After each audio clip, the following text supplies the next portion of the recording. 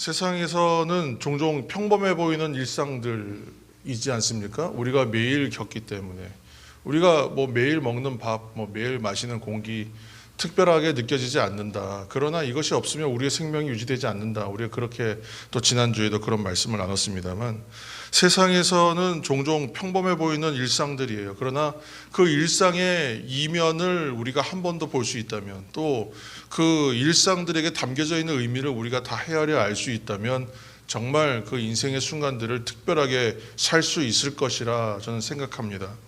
세상에 종종 평범해 보이는 일상 중에서 특별한 것을 우리가 발견해 가기 때문에 그래요. 예를 들어서 과학자 뉴턴은 나무에서 사과 열매가 떨어지는 것, 그러니까 이거 학자마다 의견들이 분분하지만 이건 사실이래. 사과를 보고 그 원리를 생각했다. 사과가 땅으로 툭 떨어지는 걸 보고 나서 느낀 것은 뭐냐면 중력이라는 것이 있구나라는 걸 알게 되었고, 이 중력에 대한 생각을 가지고 시작하여 만유인력의 법칙, 모든 물질들 사이에는 서로 끌고 당기는 힘이 있다는 사실을, 원리를 발견했다는 거예요. 위대한 발견이죠. 그러나 이 위대한 발견도 사실은 그냥 사과가 하나 툭 떨어지는 것, 그런 모습을 보면서 거기에서 착안하여 발견하게 된다는 것이죠. 스티븐스라고 하는 증기기관차를 발명한 유명하신 분도 그 증기기관을, 또 증기의 원리를 발견한 사람들은 이미 그 한 세기 이전의 사람들이 발견했고, 또 증기기관도 다른 사람이 발견한 것이 맞지만, 오늘 우연히 이제 물이 끓는데 주전자 뚜껑이 막 드석드석 하는 거예요. 그러니까 이 증기의 힘이라는 게 참 대단하구나라는 걸 새삼스럽게 깨달으면서 저 증기의 힘을, 저 원리를 활용하면 더 큰 일도 해낼 수 있겠다라고 착안해서 시작된 것, 증기기관차로 만들어지는 거예요. 증기기관차가 만들어져서 대량 수송이 가능해지고, 이것이 산업혁명의 하나의 거대한 원동력이 되는 것이 또 역사적 사실입니다. 그것처럼 아주 사소한 일들 가운데에서 특별한 발견들은 이루어진다. 그러니까 사소한 일상이 과연 사소한 것이냐는 것이죠. 어떻게 보느냐에 따라서 얼마든지 특별한 시간으로 변화되는 것입니다. 한 가지 또 있습니다. 우리 그 최초의 항생제가 페니실린인 것을 여러분 아실 거예요. 근데 페니실린은 푸른 곰팡이균에서 이제 발견해낸 겁니다. 근데 우연히 이 연구자가 이제 휴가를 간 거예요. 휴가를 갔다가 오면서 뭘 소홀하게 했냐면, 자기가 연구하던 배양 접시, 실험실에 있는 배양 접시를 잘 이렇게 좀 세팅을 해놓고 갔어야 되는데 그걸 좀 방치한 겁니다. 그러니까 이 실험을 자기가 통제를 했어야 되는데 손을 벗어나 버린 거예요. 그러니까 전 다 못 쓰게 돼 버린 거죠. 곰팡이가 막 피어버렸어요. 그러니까 좀 자기가 제어하지 못했구나 하고 봤는데, 곰팡이가 끼었는데 보니까 푸른 곰팡이 있는 곳에만 특별히 병균이 없더라는 거예요. 푸른 곰팡이가 핀 곳에만 균이 증식하지 못한다는 것을 발견해 버린 거예요. 이것이 만약에 연구가 통제되었다면 발견할 수가 없는 발견입니다. 실수하였기 때문에, 방치했기 때문에 그 안에서 생긴 거예요. 그러니까 하나님께서 때로는 선한 것, 때로는 악한 것, 사람들은 구분하고 좋은 것, 나쁜 것 분별하지만, 그러나 하나님 어떠한 것으로도 일을 만드시는 하나님께서 하시는 것처럼 우리의 일상의 시간들은 때로는 이런 일, 때로는 저런 일로도 얼마든지 그것들이 특별해질 수 있다는 것을 우리가 이 사실들 가운데서도 깨닫게 되는 것입니다. 구약 성경에서 사울은 왕이 되기 전에 사무엘에게 기름 부음을 받았습니다. 그런데 그가 기름 부음을 받는 계기는 좀 특별한 일들이 아니에요. 아버지 기스가 잃어버린 나귀 새끼 한 마리 찾다가, 그러다가 사무엘을 만나서 기름 부음을 받아요. 물론 그 안에는 하나님의 거대한 원리가 있겠지만 사울 입장에서는 별것 아닌 일이었잖아요. 그냥 일상 가운데에서 우연히 그런 일을 당했다는 것이죠. 베드로나 예수님의 제자들은 또 어떻습니까? 바다에서, 갈릴리 호수에서 고기 잡던 어부들이었습니다. 자기가 일상을 살았어요. 그러다가 우연히 예수님을 만나요. 그냥 이렇게 지나칠 수도 있는 인연이었을 텐데 거기에서 예수님 부르시고, 거기 부르심에 자신들이 응답하면서 전혀 일상적이었던 일이 전혀 일상적이지 않은 인생의 거대한 행로의 변화를 경험하게 되는 것입니다. 예수님을 만나 예수님의 제자가 되는 인생의 변화를 겪어요. 그러니까 한 사람의 인생은 평범한 듯하고 특별한 것이 없어 보입니다. 아무리 특별하게 우리가 만들려고 해도 특별해지지 않는 것 같아요. 그러나 하나님의 그 역사하심이 이면에 있다는 것을 우리가 문득문득 깨닫는 시간들이 분명히 있지 않습니까? 아, 정말 하나님께서 하셨구나. 정말 하나님께서 하시는구나. 그것을 이제 깨닫는 그 시간들은 정말 소름 끼치도록 특별한 시간들로 우리에게 정말 체감되지 않습니까? 우리들도 문득 깨닫게 되는 것처럼 헛된 인생도 없고 허무한 인생도 없구나라고 생각하는 거예요. 그래서 인생에 주신 시간은 참 의미 있는 것이다. 그래서 이 의미 있는 시간들을 헛되이 보내지 말아야 되겠다. 정말 주님께서 우리에게 사도 바울을 통해 주신 말씀처럼 정말 시간을 아껴야 되겠다. 그런 생각이 드는 것입니다. 오늘 말씀은 우리가 잘 아는 12의 혈루증 여인의 이야기예요. 이 이야기들 너무 잘 아시기 때문에 우리가 이 이야기도 뭐 처음 하는 것도 아니잖아요. 그래서 이 이야기를 뭐 상세하게 어떤 스토리인지를 다 풀어낼 필요는 없을 거예요. 그러나 오늘 이 예수님께서 어린 딸이 병들어서 위중하다는 말을 듣고 그 회당장 야이로의 요청을 받습니다. 저희 집에 가서 좀 저희 딸 고쳐주십시오. 요청을 받고 야이로를 따라가던 중에 있었던 일이잖아요. 초청을 받아서 그 집으로 가시던 중이었어요. 가는 도중에 길가에서 한 여인을 만나는데 이 여인은 12년 동안이나 혈루증 앓던 여인이에요. 그 뭐 병증에 중하면 뭐 말할 것도 없죠. 10년 넘게 그 병을 앓았으니 얼마나 심각했겠어요. 유출병입니다. 이 병으로 고생하던 이 사람이 예수님을 만나는 거예요. 예수님은 지금 어떠한 사역과 사역 사이의 일들을 위하여 이동하시는 거잖아요. 길을 가시는 중에도 우리 주님께서는 하나님의 뜻을 성취하는 분이라는 것을 오늘 말씀 가운데 먼저 한 가지를 봅니다. 이 12해나 고생하던 이 여인을 향하여 예수님께서 오늘 말씀하세요. 34절 말씀을 우리가 다시 한번 읽으시겠습니다. 여러분 성경을 펴셔서 하나님 말씀 같이 읽겠습니다. 34절 예수께서 이르시되 딸아 내 믿음이 너를 구원하였으니 평안히 가라 내 병에서 놓여 건강할지어다. 아멘. 오늘 저는 이 이야기 가운데서 이 말씀이 가장 우리에게 필요한 말씀이라고 생각됩니다. 그래서 34절 말씀 우리가 먼저 읽었습니다. 예수님이 가시는 곳에는 우리가 아는 것처럼 우리가 지금 뭐 복음서를 지금 또 오후 시간에 풀어내고 있기 때문에 우리가 그 예수님의 행적들을 따라가 보면 맨날 경험하는 것이 뭐예요? 가장 첫 번째 나온 얘기는 예수님 가시는 곳마다 사람들이 많았다라고 얘기합니다.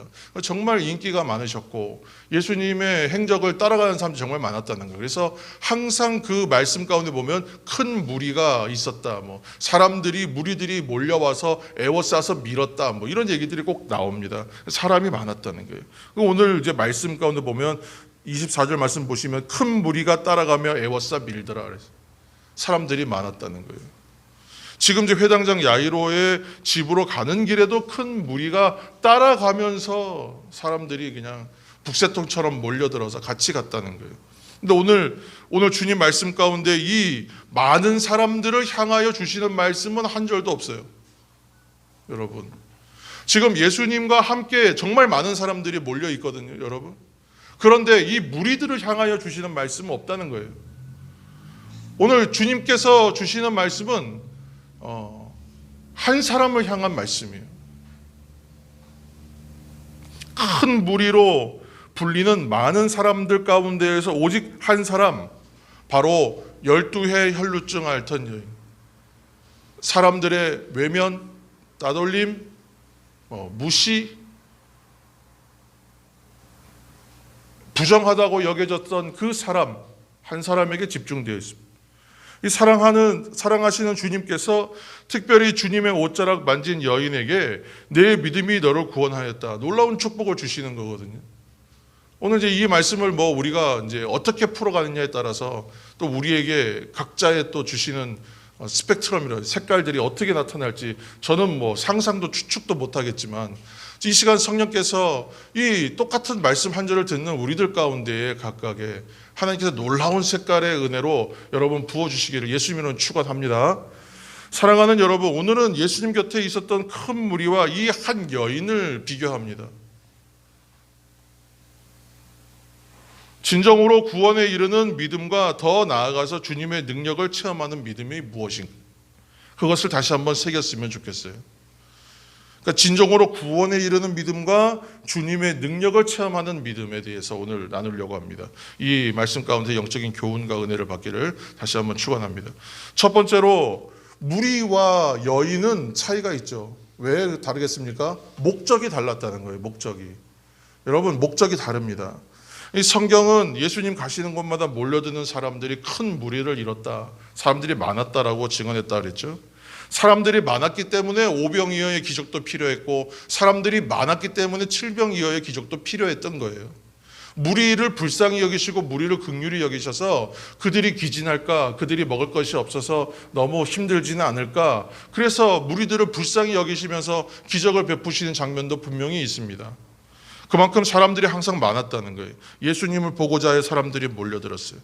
이 사람들은 다 예수님 향한 목적들이 없는 사람들이었냐면 그렇지는 않아요. 다 목적은 있었어요. 다만 예수님을 통하여 얻고자, 먹고자, 받고자 하는 바가 달랐다는 거죠.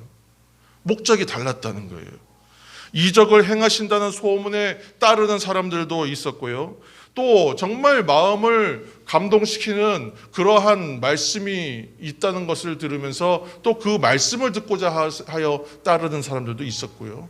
또 어떤 사람들은 하나님께서 정말 보내신 사람이다, 하나님의 아들이다 라는 이 사실이 놀라워서 정말 그런가 하고 확인하고 싶은 단지 호기심 때문에 따르는 사람도 있었고, 우리가 또 말씀드렸지만 적대하여 흠을 잡고 틈을 잡기 위해서 따르는 사람들도 있었다 그랬어요. 각자의 목적과 이유가 있기 때문에 주님을 따랐겠지만 오늘 이 여인이 가진 목적은 좀 남달랐습니다.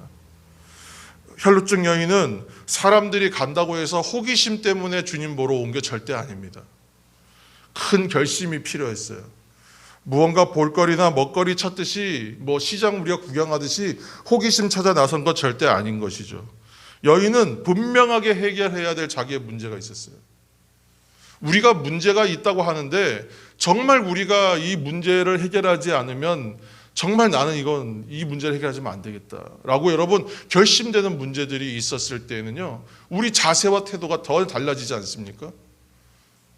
우리가 예를 들어서 고3 수험생의 삶을 저도 살아봤습니다만, 저도 여러 번의 입시와 여러 번의 시험들을 겪었기 때문에 학교를 들어갈 때, 대학원을 들어갈 때, 또 과제를 통과할 때마다 시험을 봤어야 되기 때문에 시험을 앞두고 있으면 모든 인생의 관심사 다른 것 하나도 중요하지 않고 어떻게 하면 이 시험을 통과할까에 집중될 수밖에 없는 게 사람의 마음이. 그러니까 내 인생에 정말 이 문제를 해결하지 않으면 안 되겠다, 이 문제가 나를 너무 힘들게 한다라고 생각하면 이 문제를 어떻게 해결할까가 목적이 되는 것입니다. 오늘 이 여인은 분명하게 해결해야 할 자신의 문제가 있었다는 거예요. 간절하고도 분명한 목적을 가지고 주님께 나와요. 그래서 구하라, 찾으라, 두드리라 하시는 그 주님의 말씀대로 그대로 순종해서 나온 것과 같아요. 그 말씀 믿고 자기의 문제를 해결하려고 하는 간절한 소원, 믿음의 확신. 우리가 이미 그런 얘기를 했습니다. 예수님에 대한 이야기를 듣기만 하고도 믿음을 가진 사람들에 대한 이야기를 이미 여러 번 나눴어요. 그래서 이 여인도 예수님에 대한 얘기를 듣고 이미 그것에 대하여 확신하고 나오는 것입니다. 오늘 요한복음 6장에 있는 말씀들 여러분 보시면 그 예수님의 말씀들 안에서 자신의 뜻과 다르다는 것을 발견하는 사람들 이야기가 잠깐 나와요. 요한복음 6장에 보시면 무슨 말씀을 드리는 거냐면, 예수님의 말씀을 듣고 예수님을 따르는 사람들만 있었느냐, 예수님 말씀 듣다가 떠난 사람도 많았다는 얘기를 하는 거예요. 예수님의 말씀을 듣기는 듣는데 분명히 똑같이 들었는데 누구는 따르고요, 누구는 떠나갔다 그랬어요. 그래서 예수님이 그 떠나는 사람들의 모습을 보면서 제자들에게 뭐라고 하냐면, 너희들도 떠나겠느냐 이렇게 물어보세요. 너희들도 떠나겠느냐 이렇게 물어보세요. 그런데 제자들은 뭐라고 하냐면, 영생의 말씀이 여기 있으니 내가 어디로 가겠습니까 이렇게 고백한단 말이에요. 어떤 사람에게는 이것이 영생의 말씀, 생명의 말씀이지만 어떤 사람에게는 정말 내 생각하고는 다르군 하고 툭툭 털고 떠난단 말이에요. 하나님의 말씀이 얼마든지 받아들여지는 사람에게는 영생, 생명, 능력, 믿음의 말씀이 되지만 듣지 않고 외면하고 흘려버리는 사람들에게는 어떻게 생명이 되겠습니까? 변화되질 않는 거예요. 내 이해관계가 맞지 않기 때문에 주님을 얼마든지 저버릴 수 있겠구나 생각이 듭니다. 예수님께 가까이 모여 있다고 해서 그래서 모든 사람이 예수님을 따르는 사람들도 아니고, 예수님께 나왔다고 해서 모두가 특별한 목적을 가지고 있느냐, 부합되는 목적을 가지고 있느냐, 그렇지도 않구나. 그런데 오늘 주님 앞에 나온 여인이 주목되는 이유는 그는 남달랐다는 것이에요. 눈에 띄었다는 것이에요. 우리의 주목을 받고 있어요. 주님의 또한 오늘 이야기 가운데 그 여인이 긴 본문을 등장해서 그 분량을 차지하고 있는 것입니다. 여인은 우리가 잘 아는 대로 혈루증으로 12회나 고생했어요. 혈루증은 몸에서 피가 흐르는 일종의 유출병이에요. 그래서 레위기 15장에 그 유출병에 대한 규정들이 나와요. 유출병에 걸리면 부정합니다. 부정하기 때문에 이 부정한 사람이 앉았던 자리, 그 자리도 부정이에요. 이 여인이, 예를 들어서 지금 이 여인이 누웠던 침상 당연히 부정이에요. 그래서 이 부정한 사람들에게 접촉만 해도 부정하고, 그가 앉았던 자리, 스쳤던 자리에 같이 앉기만 해도 부정하게 되는 거예요. 그래서 한번 부정하다 하면 정결례를 하고도 그날 저녁까지는 부정해요. 그러니 누가 이 사람에게 가까이 가겠습니까? 누가 이 사람에게 손을 대겠어요? 누가 그가 앉았던 자리에 함께 앉아서 대화할 수 있겠어요? 완전히 격리되고 완전히 차단되는 인생이 될 수밖에 없는 거예요. 사람들로부터 격리돼요. 가족, 가정, 이웃, 사랑하던 공동체, 이해관계에 있던 사람 모두 다 끊어질 수밖에 없는 겁니다. 어쩔 수가 없어요. 우리가 코로나 시국에 자가격리라는 것을 한번 겪어봤잖아요. 한 번 겪으신 분도 있고 참 2번, 3번 겪으신 분도 있었겠습니다만, 우리가 나중에는 이것도 익숙해지니까 그래도 견딜만 했지만, 처음에 자가격리 2주 이렇게 하던 시절에 그때 여러분 한번 생각해 보세요. 그때 어땠는가? 이 자가격리를 해야 되는 상황이 되면 정말로 이것이 우리에게 일상의 모든 것을 빼앗아 버린다라고 여길 만큼 굉장히 부담되고 어려웠던 것을 여러분 기억하실 거예요. 그런데 그렇게 격리되는 차원에서 사람들의 완전한 외면 속에서 살아야 되는 시간들이 무려 12년입니다. 상상이 안 되죠. 어떻게 살았을까 싶어요. 어떻게 먹고 살았을까, 그런 생각까지 들더라고요. 정말 처참한 지경이 될 수밖에 없어요. 그러다가 예수님에 대한 이야기를 들었으니 귀가 번쩍 뜨이고 마음이 완전히 열려버리지 않았겠어요? 그래서 정말 이제 마지막이라는 마음과, 정말 이분 앞에 가면 내가 회복될 수 있으리라, 또는 회복되어지기를 간절히 소망하면서 그렇게 나오는 것입니다. 저는 오늘 이 여인의 얘기를 생각하면서 목마른 사슴이 생각났어요. 목마른 사슴. 우리가 찬양하잖아요. 목마른 사슴. 시편 42편에 나오는 목마른 사슴에 대한 우리가 묵상이 있지 않습니까? 사슴은 모든 짐승들 가운데서 특별하게 갈증을 심하게 느낀다. 그렇게 되는 상징적 동물이에요. 그래서 목마른 사슴에 대한 이야기가 나오는 것입니다. 사슴은 갈증을 느끼기 시작하는데, 이 갈증을 느끼는 것이 그냥 일상에서 느끼는 것이 아니라 이제 번식기가 되면 이제 특별히 그렇게 갈증을 느낀대요. 본능적인 거예요. 근데 이 갈증을 한번 느꼈는데 문제는 물을 찾지 못하면 난리가 나는 겁니다. 갈증을 느끼기 시작하면 얘가 숨을 헐떡이면서 물을 찾기 시작해요. 이것이 분명히 이제 마실 수 있는 물이다 하고 갔는데 거기에 물이 없어요. 그러면 이제 어떻게 하겠습니까? 큰일이 난 거예요. 그래서 숨을 헐떡거리면서 물을 찾는데 갈급해져요.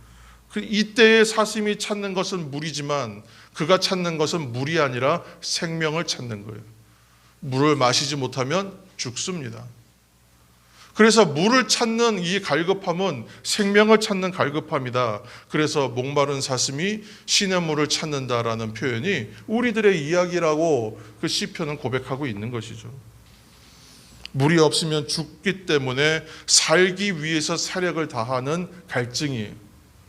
오늘 그 여인의 갈급함이 그런 갈급함이었어요.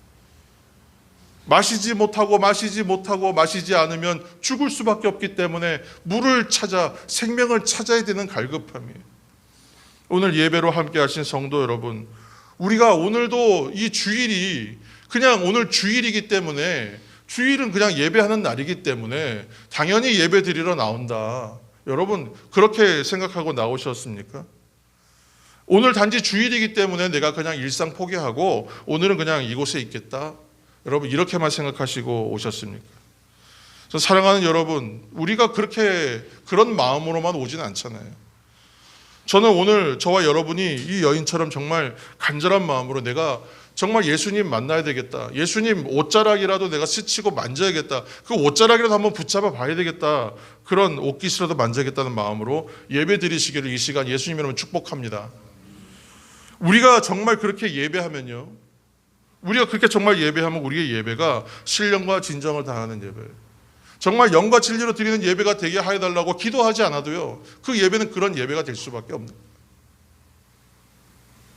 그렇게 드리는 예배를 의롭게 보시는 주님께서 이 12해의 혈루증으로 고생하던 여인의 병을 깨끗하게 고쳐주셨던 것처럼 오늘 우리들에게도 그렇게 능력 베풀어 주실 줄로 믿습니다. 두 번째로 세상의 길은 많지만 오직 한 길밖에 없는 길도 있다는 거예요. 누구는 인생에 많은 길이 있다 하고 누구는 한 길밖에 없다고 하면 우리가 어떤 말 따라가겠습니까? 무리들에게 있어서 예수님은 여러 많은 길 가운데 하나예요. 왜 이렇게 말씀을 드리냐 하면 인생을 살아가는 데 있어서 예수님 믿는 것, 기독교 신앙을 갖는 것, 교회 다니는 것 이거 자체를 뭐라고 생각하냐 하면 내 인생 가운데 여러 옵션 중에 하나라고 생각하는 분들이 많다는 거예요. 오늘날 믿어도 좋고 안 믿어도 좋다는 거예요. 내가 좀 살아가는데 좀 도움이 된다면 교회 출석한다. 내가 인생을 살아가는데 정말 복이 되고 형통함이 열리는 놀라운 일들이 일어난다면 내가 예수 믿겠다. 그렇게 해서 예수님 믿는 분도 많다는 거예요. 무리들에게 있어서 예수님은 인생의 많은 길들 가운데 하나였다는 것입니다. 예수님 살아가는데 내가 살아가는데 필요한 여러 방법 중에 하나처럼 여겼다는 거예요. 그렇기 때문에 내가 다른 길을 걸으면서도 예수님 믿겠다라고 믿는다고 말할 수 있다는 거예요. 반대로 얘기하면 예수님 믿는다고 했다가 내 뜻과 안 맞으면 얼마든지 떠날 수 있다는 거예요. 자신의 이해관계와 필요에 따라 예수님 따를 수도 있고요. 당연히 자신의 이해관계에 따라 예수님을 떠날 수도 있다는 거예요. 여러 길들 중에 하나일 뿐이니까 얼마든지 이 길은 선택할 수도 있고 아닐 수도 있다는 얘기가 되지 않습니까?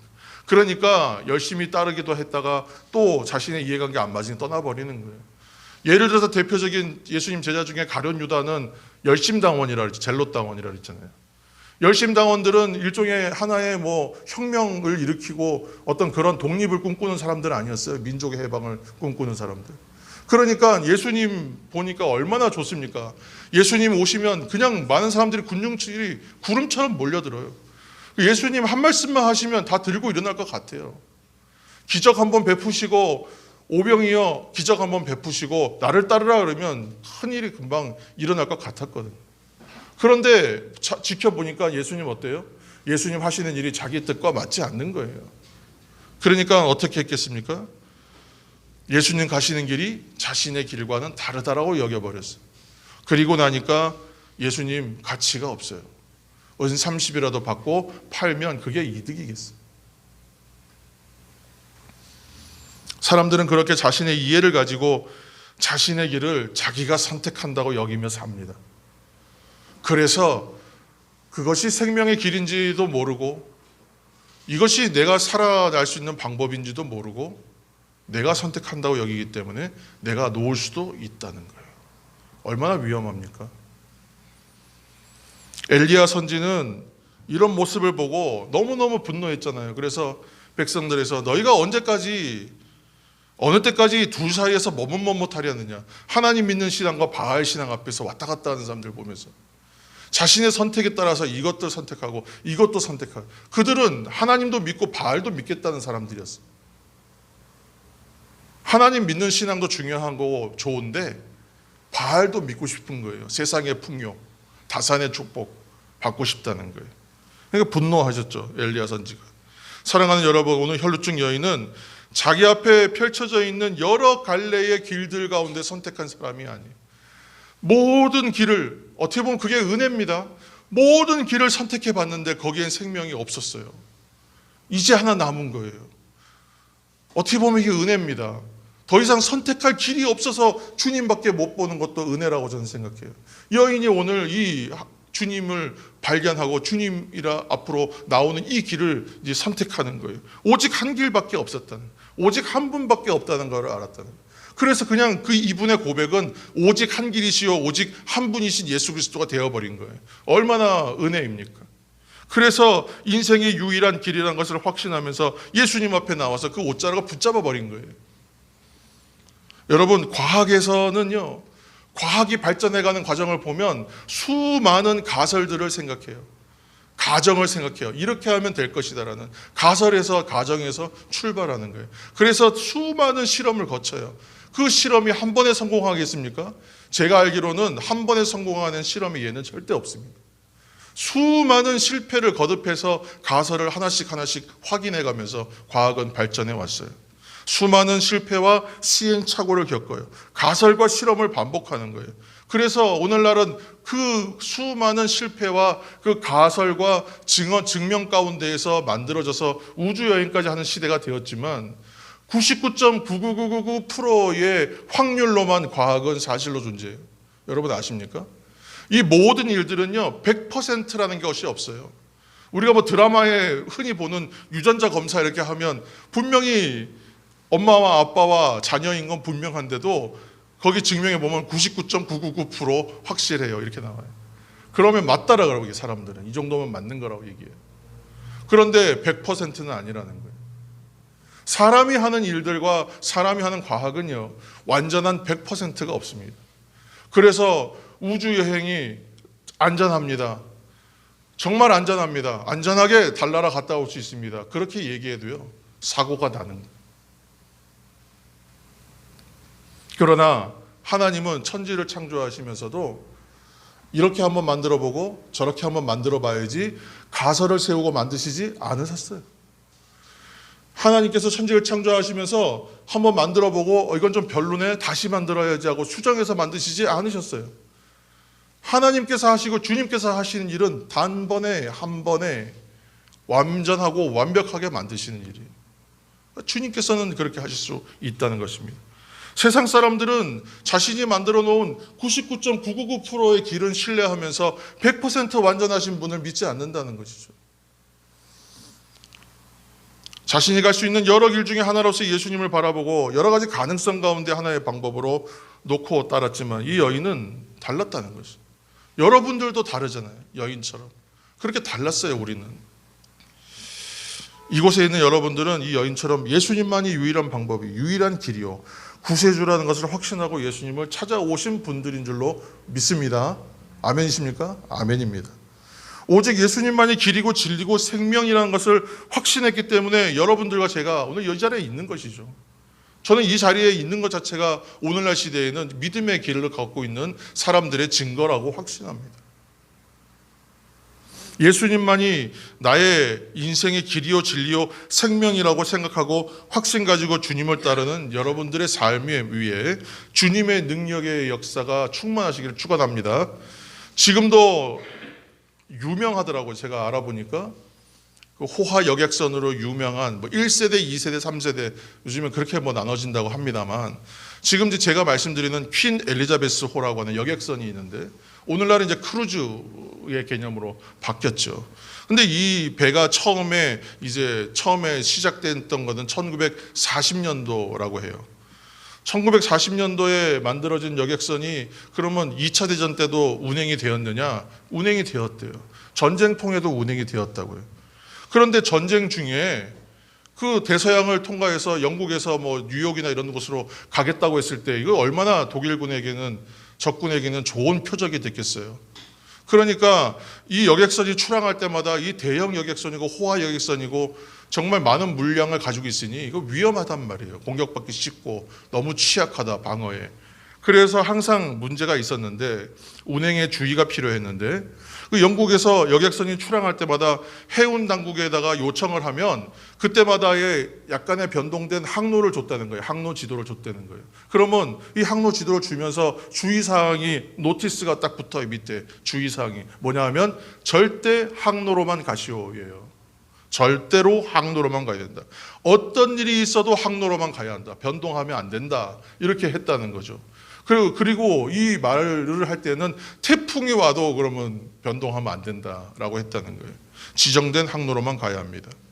그런데 이제 어느 한 번에 출항을 해서 영국에서 뉴욕으로 가던 중에 어떤 일이 벌어졌냐면 이게 실제로 있었던 일이라고요. 독일군의 함정이 나타난 거예요. 그 근처에서. 그러니까 이것이 지금 이제 공격받을 수밖에 없는 상황이라고, 위급한 상황이라고 여겨서 이제 해군 쪽에다가 이걸 요청해서 이 한국 항만 쪽에다가 연결해서 이것을 이제 긴급하게 타전을 한 겁니다. 해운 당국에다가 긴급 타전을 했어요. 그래서 단문이 이제 어떻게 왔니? 우리 어떻게 해야 됩니까? 라고 보냈겠죠. 그러니까 그 답은 뭐라고 왔냐면 똑바로 가라, 똑바로. 항로대로만 똑바로 가라. 그렇게 단문이 왔다는 거예요. 뭔가 좀 특별한 우회하거나 피할 수 있는 길을 알려줄 줄 알았더니 항로대로만 가라라고 했다는 거예요. 항로대로만. 그래서 정말 두려운 가운데에서 그냥 항로대로만 가려고 최대한 애를 써서 더 집중해서 항로로만 갔답니다. 근데 어떤 일이 벌어졌겠어요? 어느 순간에 보니까 시야에서 그 자신들을 위협하면서 오던 함정들이 모두 사라지고 없는 거예요. 그래서 결국은 안전하게 마지막 도착지까지 도착할 수 있었어요. 무사히 도착했어요. 그리고 나서 알게 된 사실이 있습니다. 그때는 알려주지 않았지만 알고 보니까 영국 잠수함들이 이 배를, 그 항로를 호위하고 있다는 거예요. 그 항로는 잠수함들에 의해서, 자국 잠수함들과 그런 것들에 의해서 보호되고 있는 항로였다는 거예요. 그렇기 때문에 그 항로로만 가면 된다라고 말할 수 있었다는 것입니다. 사랑하는 성도 여러분, 믿음의 생활도 저는 동일하다고 생각합니다. 길과 진리요 생명 되신 예수 그리스도 주님이 가라 하시는 대로만 가면 저는 문제가 없다고 생각해요. 주님을 따라가는 항로대로만 가면 안전하다는 것이. 오늘 33절 말씀 우리 한번 읽겠습니다. 마지막으로 33절. 여자가 자기에게 이루어지는 일을 알고 두려워하여 떨며 와서 그 앞에 엎드려 모든 사실을 여쭈니 34절입니다. 예수께서 이르시되 딸아 내 믿음이 너를 구원하였으니 평안히 가라 내 병에서 놓여 건강할지어다. 아멘. 여객선 탄 사람들, 선원들 모두 두려웠을 거 아니겠습니까? 그런데 오늘 말씀에 보면 여인도 두려웠다는 거예요. 지금 병이 나았는데 왜 두렵겠어요? 병이 나았으니 잘 됐잖아요. 근데 왜 두려웠어요? 병이 나은 것이 놀랍고 기뻐야지 왜 두려웠겠습니까? 자기가 12년간 부정한 사람 취급받으면서 살았기 때문에 너무 잘 아는 거예요. 왜 그렇습니까? 나의 부정이 저 예수님이라는 분에게 옮겨갔겠다라고 생각했기 때문에 두려운 거예요. 그래서 이분께서 그것을 비난하면서 다시 네 병을 가지고 가라, 네 부정을 가지고 가라 할까 봐 두려웠던 거예요. 본래 성경 안에 우리가 말씀 가운데 찾아보면 제사장 위임식에서 어떤 일이 있냐면 제단을 일주일 동안 정결하게 해요. 정결례를 합니다. 제단을 정결하게 만들어버려요. 그러면 이 제단에 담는 모든 것들은 그 이후로부터 정결해져요. 이 제단은 뭘 상징하겠어요? 여긴 짐승을 잡아서 제사 드렸겠지만 오늘날로 말하면 십자가 예수 그리스도를 상징하는 것이죠. 예수님의 사역이에요. 예수님께 닿는 자들은 다 정결해지는 것입니다. 그러니까 이 여인은 두려워할 필요가 없는데 몰랐기 때문에 두려운 거예요. 아마 그냥 그 상태로 병이 나아서 돌아갔다면, 예수님 앞에서 두려워하고 예수님과 대화하는 마지막 장면이 없었다면 이 여인은 평생 어쩌면 그 병이 나았음에도 불구하고 두려운 마음으로 살았을 거예요. 걱정과 염려와 부담을 가지고 살았을 거예요. 그런데 오늘 오직 한 길, 오직 한 분이신 주님을 바라보고 나아간 여인은 치유를 받고 정함을 입습니다. 오늘 그래서 예수님께서 말씀하시는 거예요. 딸아, 내 믿음이 너를 구원하였다. 할렐루야. 평안히 가라. 평안히 가라. 다 아신다는 거예요. 내 병에서 놓여 건강할지어다. 오늘 저는 이 말씀이 그래서 중요합니다.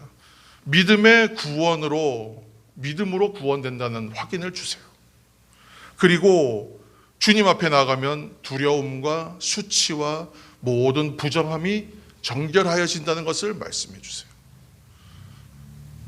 한 가지 문제를 가지고 우리는 주님 앞에 나아갔지만, 한 길이신 분, 한 분이신 주님만을 바라보고 나아갔지만, 우리의 부정과 더러움과 염려와 걱정과 내가 미처 생각하지도 못했던 나의 이전의 모든 죄까지도 주님 앞에 나가면 깨끗하게 씻어지는 줄을 여러분 믿으시기를 축원합니다. 모두 씻어지고 정결해집니다. 그 한 길 한 분이신 주님을 향해 나가는 발걸음, 여객선을 잠수정이 보이지 않게 보호하시는 것처럼 이 시간 우리의 삶을 또 성령께서 보호하고 이끌어 주신다는 것을 기억하시면서 여러분 부활의 신앙으로 힘있게 살아내시는 성령 충만한 여러분 되시기를 예수님의 이름으로 축원합니다.